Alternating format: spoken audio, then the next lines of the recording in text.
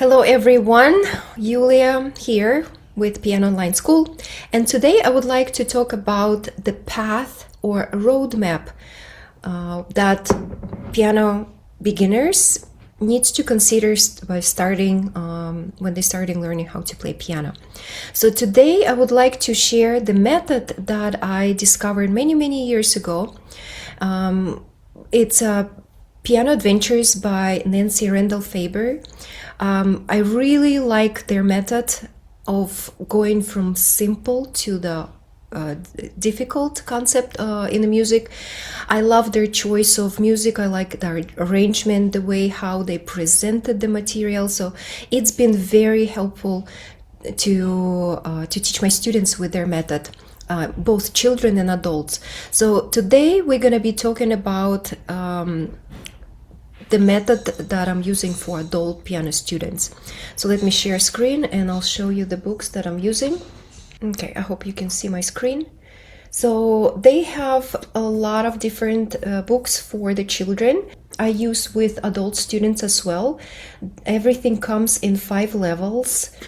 There is a prep level that I use to start with my younger piano beginners, 5 years old and up. Then it's going to be level 1.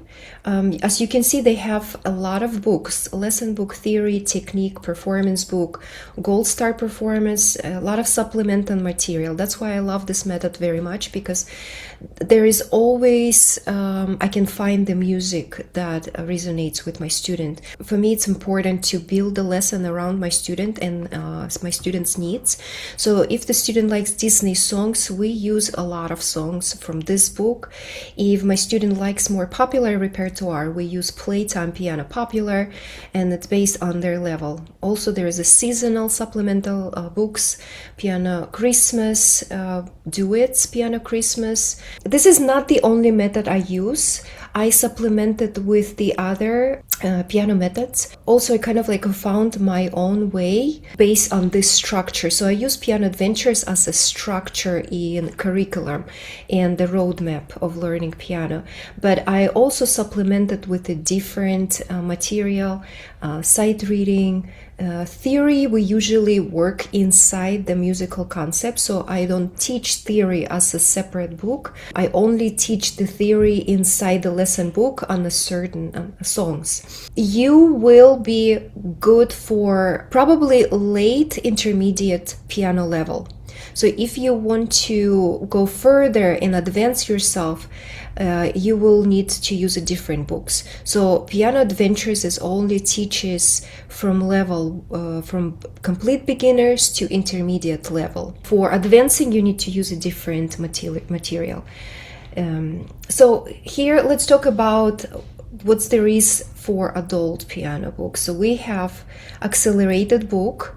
Accelerated means that everything is combined together in one book. So let's take the contents.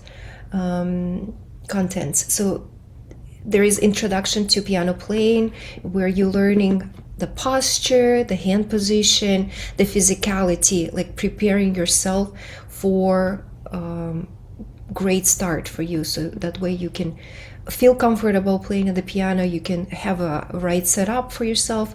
So then we getting familiar with our fingers. And remember, as adult beginner, you might find that you understand the concept with your brain very well, but your fingers is not always going to be listening to you. So you need to give yourself a time and be patient with yourself to practice with the finger numbers first, learn the first hand position, and hand position, it means that everything is going to be played within the 5-finger position. So remember, you're not going to stretch your hand. So for example, if you play in the C position, you only playing within those 5 notes, C, D, E, F, G, because it makes your hand comfortable. You are ready in your natural design of your hand. Anything that requires stretching, you might find painful and uncomfortable. So you need to get ready for this with a single stretch of stretching, whether pinky goes beyond the 5-finger position or the thumb stretches below a 5-finger hand position. So this is where we are in the beginning. Very important to master your 5-finger hand positions before you start actually playing the open positions, like with the stretch hand, because I've had many piano beginners who were teaching themselves how to play, complaining on the pain in their arm and being very uncomfortable because they didn't master the 5-finger position and just single stretches yet.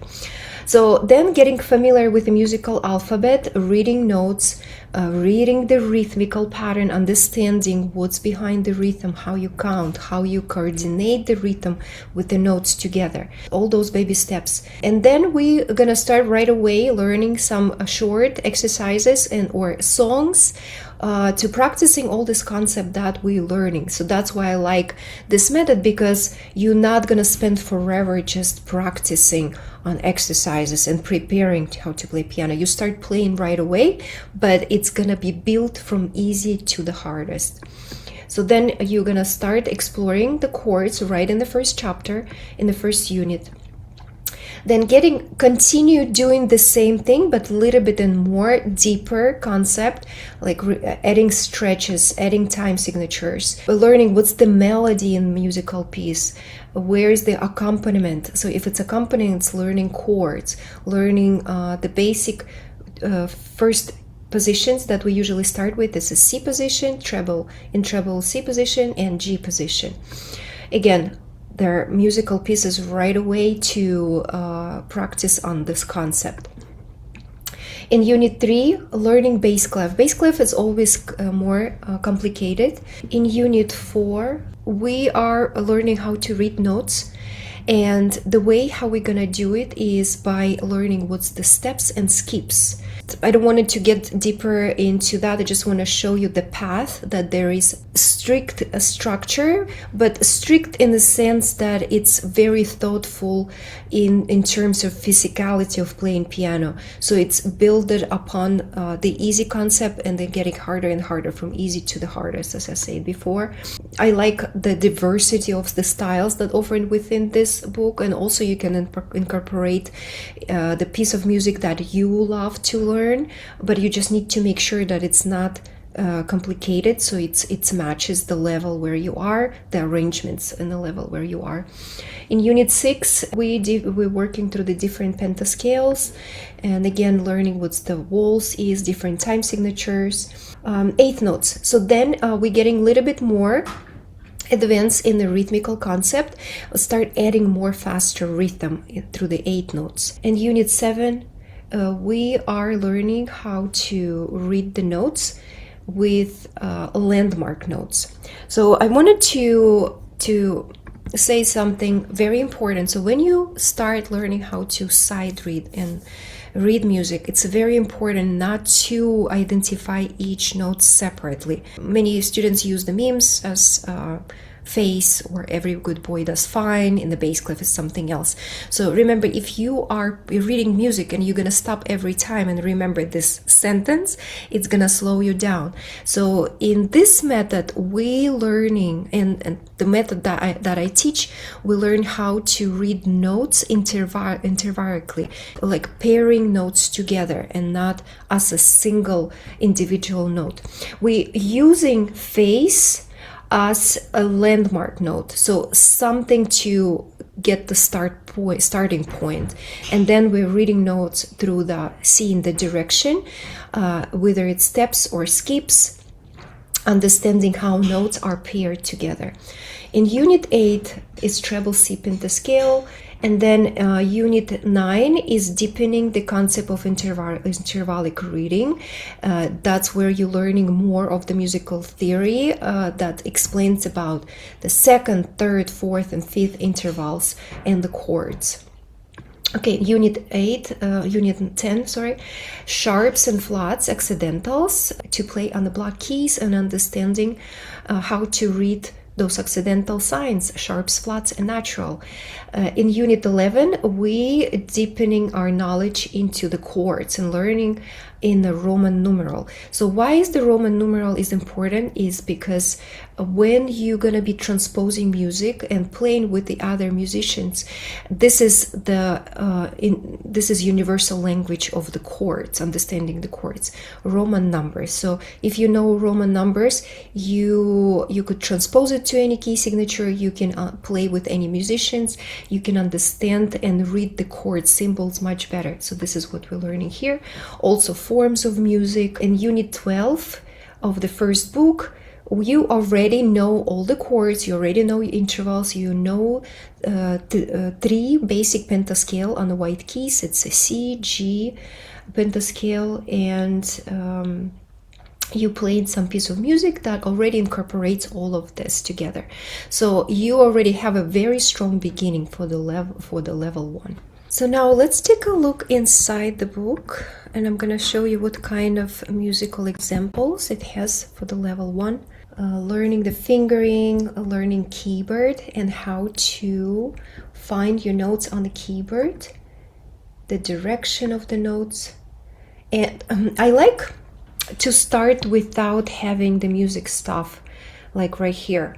You only practicing playing the notes without lines. So this makes it a little bit easier to start understanding the concept of a sight reading, because first you're just looking at the notes as if they would be repeated or going up or going down, and just practicing fingering, coordinating together rhythm with the finger movement, because you're playing not just one finger. Right here you're playing 2 fingers together at the same time. Might be physically a little bit tricky, even though like you're looking at it as a simple thing to do. When you start playing it, you might find a little bit confusing. So it's all good. Just be patient, just do a few repetitions until you get it. Or maybe it's going to be quite easy for you, so then you can maybe just fly through the first lessons and then start already like music stuff. And here, learning how to read notes. We're going to start with middle C, how it looks like in the treble clef and the bass clef, then adding more notes. So we're adding one note by one note, playing, taking turn between the hands, and then eventually we're gonna start playing hands together. Now we're exploring more notes on the stop within the 5-finger position. Remember, it's only 5 fingers that's comfortable to play. C, D, F, G would be the first position. Then you are coordinating hands together. So already, like in a few lessons, you will able to play hands together, like in this example.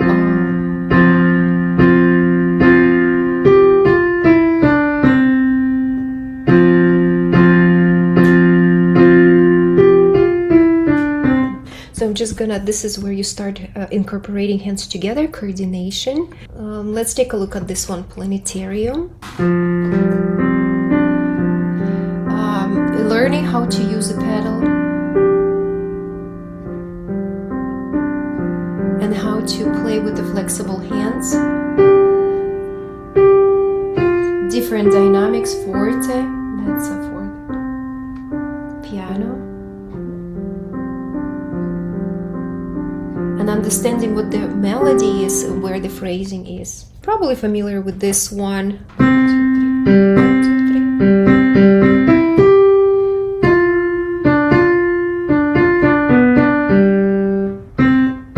Rest. Rest. Rest.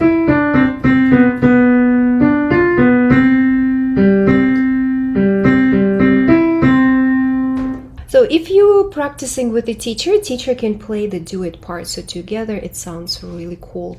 For piano educators, for piano teachers, I would suggest for you to sign up and purchase subscription.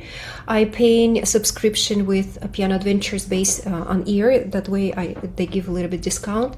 But I have access to all of the books through the Piano Atlas.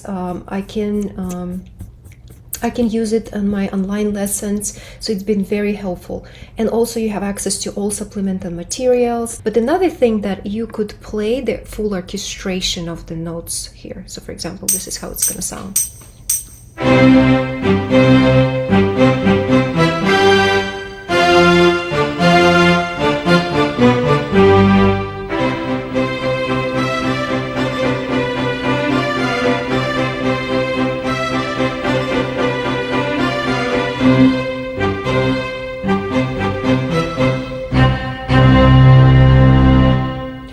develop your ears for music. You can hear different instruments, hear the rhythm. So this is very important to incorporate all aspects of learning. I talk about VARC. It's visual, auditorial reading, writing, and kinesthetic learning in my blog post. So I'm going to include it in the description below. If you're interested, you could read about it and incorporate it in your piano practice or piano teaching. Let's go a little bit further into the book. As you can see, we're going from the easiest to the hardest. Now our pieces looks a little bit longer. In Ode to Joy, we are incorporating different rhythm. We're incorporating legatos, these lines, the different phrasing, tighted notes. So starting building upon everything that's been learned.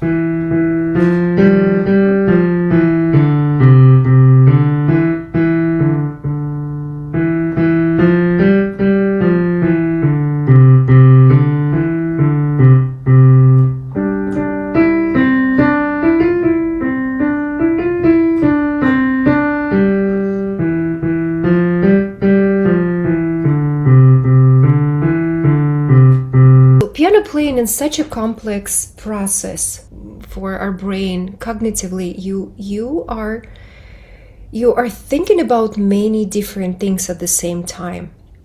It's incredible how much involves when you play music, when you're reading off the notes. Like you're thinking about many different things. It's like you uncoding music right on spot, and it's tremendous pressure, I would say, on our brain. It exercises our brain in such a way that you're gonna be feeling tired. You're gonna be sometimes even exhausted for after playing the piano because of this brain. It requires a lot of brain power. So that's why I suggest to approach to your practicing piano very smart way and not overdo it, because if you feel tired and if you're not focused enough during your practice, it's not going to be efficient. Okay, so let's continue. So this is in the unit 11. This is what we get to play. This is really good song. Sounds like this. I'm going to stop sharing so you can see my hands.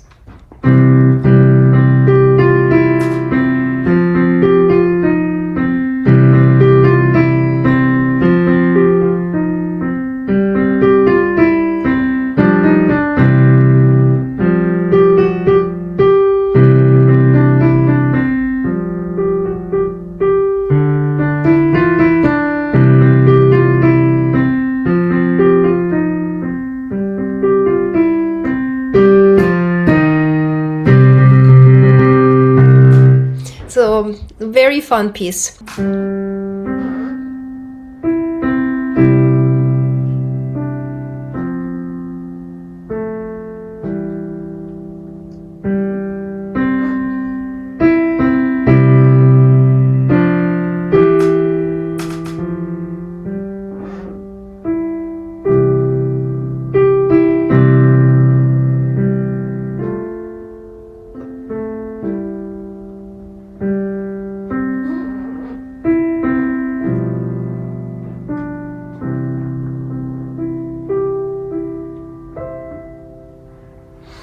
Such a beautiful song, and I found that playing slower songs, it's much harder because you need to be really feeling the pulse of the music, counting, and achieve this connected sound through playing legato.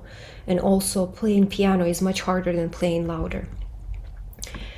Okay, so let me show you what we're gonna finish this book with. You're gonna finish with a certificate of achievement. So if you, at the end of this book, congratulations. I know it wasn't easy, but you did it. And at the end of the book, you have some dictionary of musical terms, so you can always refer if you don't know any terminology, music terminology. The last piece out of this book is this.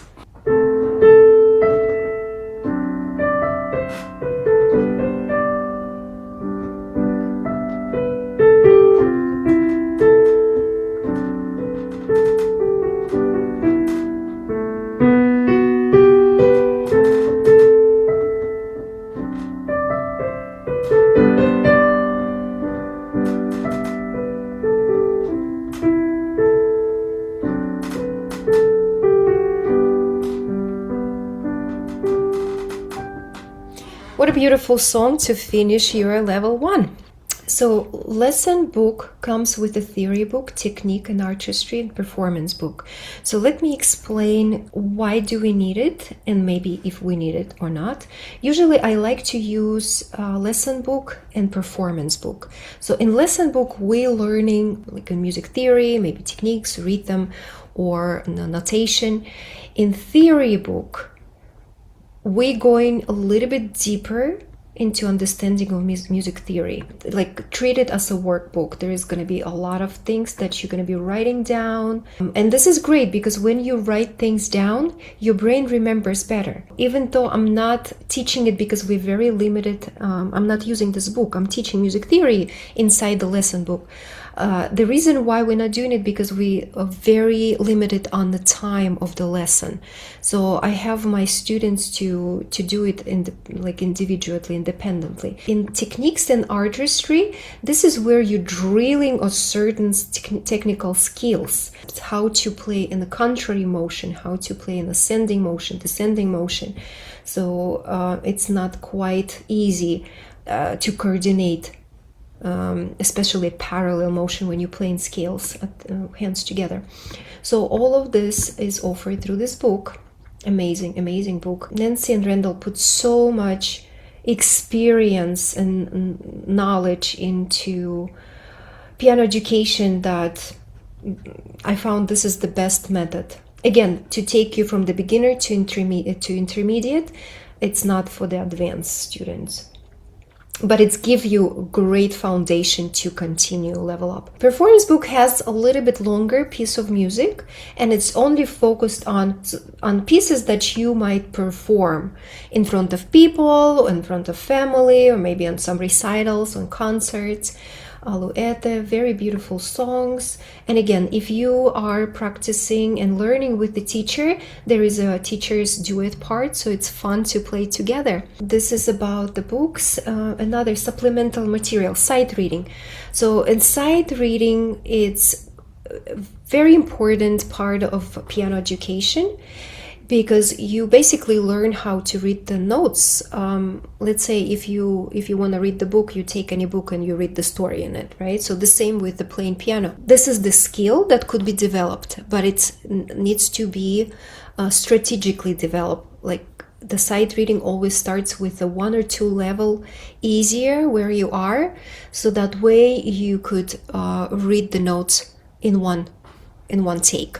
So the sight reading book, that's what it does to you. It helps you to develop your sight reading skills. I'm gonna talk about sight reading and how to learn to sight read notes in a different video. So please let me know if you're interested in learning about that, if you'd like me to create a video on teaching how to sight read. As you can see, it tells you don't practice because we sight reading only once or twice. But if you play like 3 and 4 times, it's already practicing, or if you're doing hands separately.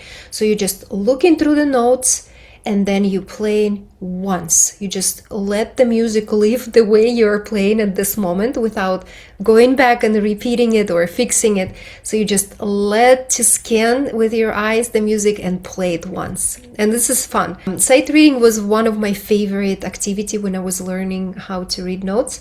And I would find myself quite often in bookstores getting the music books, or my parents were getting the music books. And I was just like, I couldn't wait to come home and start playing what's in it. For me, it was like every new piece it was very interesting, like a new book to read. Then we have some popular repertoire. So this is considered a supplemental. So this is that you, let's say if you're not interested in classical music, you can always supplement it and change it with music and songs that you like. In the Dream from the Lord of Rings.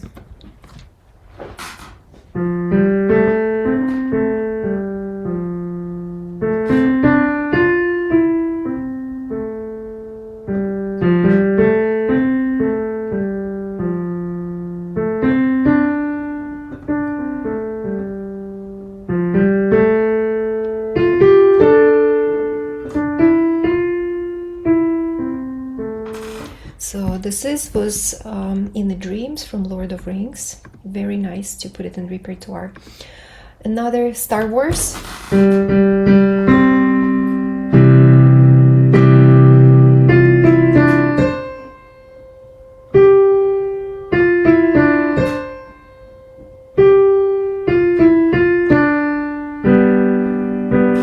And once again, I love arrangements because it's very easy for piano beginners to read. I found that in internet we can find a lot of music for free nowadays, but not always the arrangements is corresponded to your level of playing, or it's generated by computer, which has no idea how to play it in physicality of a human being. So that's why you find it's very uncomfortable, like hand crossing, the fingers are very weird. So just make sure that if you're finding something off the internet, that you have a good arrangement. Next one is the Hedwig's theme. I'm just gonna play it a little bit at the beginning.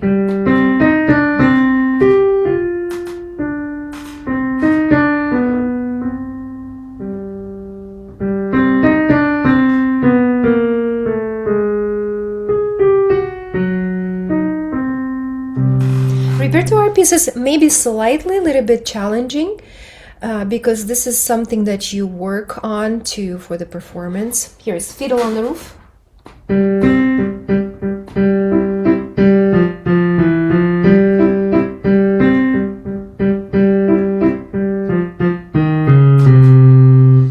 So this is fun piece too. What a Wonderful World.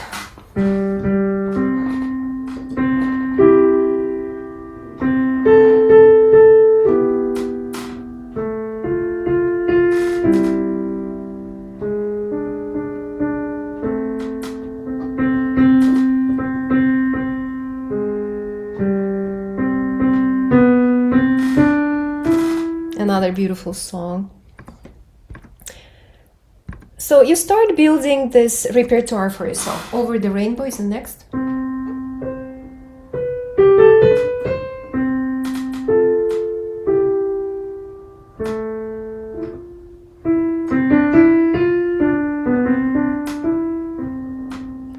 And the second part.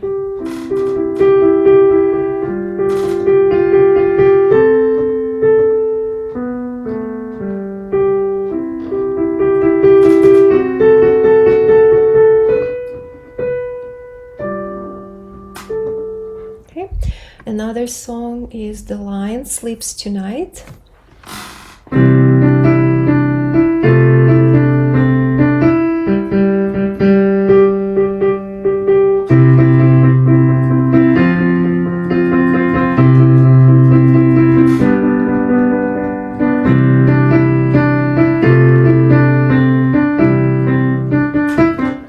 Okay, so I'm reading off the notes.